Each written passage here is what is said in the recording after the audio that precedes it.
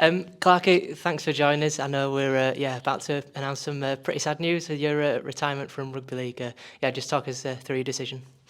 Yeah, I suppose depends who's asking whether it's sad news or not. But ready to retire from rugby league. I think since I signed for York 4 years ago, I've been working towards this moment, preparing off the field, and now I'm ready. The body's not recovering as well as it used to do, and I find myself making some mistakes that I wouldn't normally make in previous years. So that makes me think now that I'm ready to finish before somebody tells me that I have to finish. I know when we spoke off recording, you spoke about the fact that you're at a stage in your career where you are waking up and aching, and not in that peak physical condition perhaps. And I guess that's a side of the game that supporters don't often see. Yeah, I suppose it is. Obviously, it's a physical game. It's tough on your body and on your brain as well. Physically and mentally.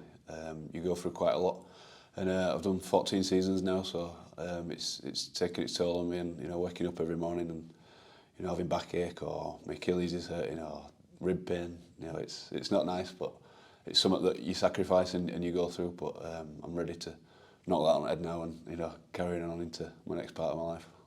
Just before we come on to sort of your career more broadly, just touching on your time at York, first of all, how much have you enjoyed your time here at the Knights? I've loved it. It's been brilliant. From when I started to now, the club's grown massively. It's in a really good position.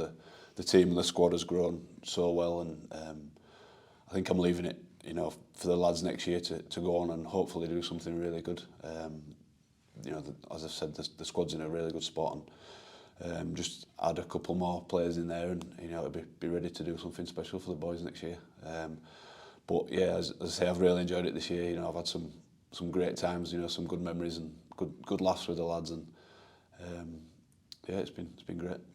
Just touching on particular highlights, I guess walking out at Wembley, leading the team out at the National Stadium, I think for the first time in 90 years that the club had got there. That must have been a really proud moment looking back at it. Yeah, definitely. That's definitely there. The experience to lead the club and the team out at Wembley. That were brilliant. We had a really good weekend as a club that year, and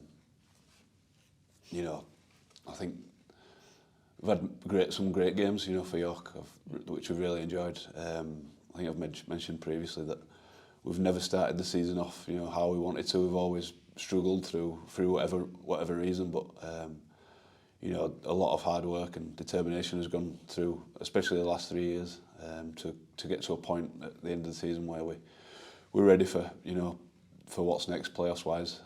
Last year we beat Halifax in the first round of the playoffs, which were brilliant. It put a smile on a lot of the lads' faces. So yeah, as I say, I've had some really great games. I want to touch on that Halifax game as well. I think you ended up playing the majority of that game at half that night. What are your memories of that game at the Shea? Yeah, I did. I played quite a bit at half back last year. Fordy put me in there. I've got that string to my bow. I can play with the ball a little bit, and organise, which I do enjoy. So yeah, I recall setting up a couple of tries and having a pretty decent game at half back, and again, that's another experience that I've enjoyed. Yeah, just touching sort of earlier on in your career, obviously such a successful spell at Leeds, particularly, played with some of the greats of the game. How much do you look back on that period with fondness? Yeah, so now I look back on it a lot. I think about those times now, and I'm so thankful that I got that opportunity. Obviously a Leeds lad growing up, the dream is to play for Leeds, and then to do it as many times as I did. I count myself lucky, but obviously a lot of hard work and determination and sacrifice went into that as well. But yeah, playing at grand finals and World Cup challenges and Challenge Cup finals at Wembley, Old Trafford, where the sport's taken me, it's taken me to some really nice stadiums to play in front of a lot of people, which I'm very thankful for, and I look back on fond memories. Still got a couple of games still to go, obviously, and particularly here tonight. On Monday night against Batley.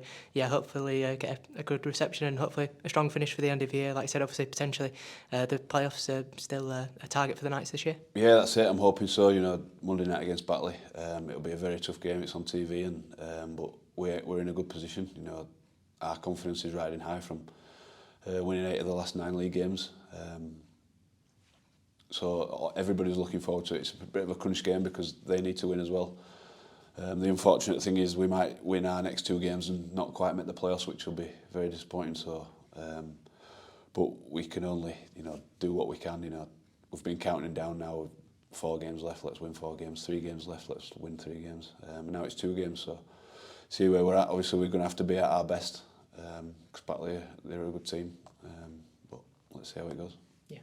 I know, finally, I know when we speaking beforehand, you said, you'd made friends for life in rugby league. Yeah, how much are you going to, look back on, your 15 years in the sport with, fond memories and, lifelong friendships, I guess? Yeah, definitely. As I say, the people that I've met and, on and off the field, still friends with these now, and I'm sure I will be for the rest of my life, which it has been great. I'm so happy and proud of myself, for how far I've got and how many games I've played in rugby league, and but now looking forward to the next chapter in my life.